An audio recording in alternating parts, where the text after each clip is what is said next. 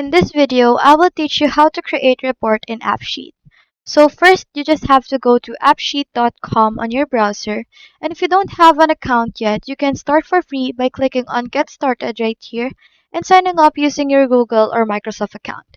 But if you already have an account, you just have to click on Sign In right here just below the Get Started button and enter your credentials.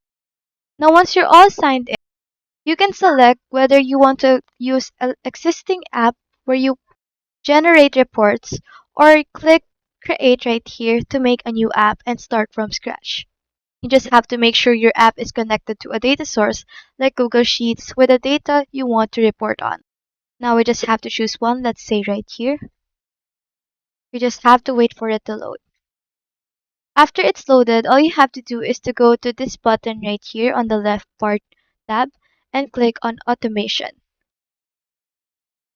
Click on this plus button and create a new bot. You can give it a name, let's say weekly report generator right here. After giving it a name, you just have to choose on the event source scheduled right here. Then pick out how often you want to report to run. It can be hourly, daily, weekly, monthly, or monthly by week. You can even set an exact day and time the report should be sent. The next step is you have to add a task for the bot. So you just have to choose an action. It can be send an email or create a file. Let's say send an email right here.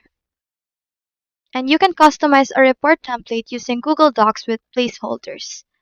You can attach it as a PDF to your email or save it to Google Drive, which you can see right here. It can be creating a new file or embed an app, or it can be sent to your email. So that's all there is today. Hope we helped.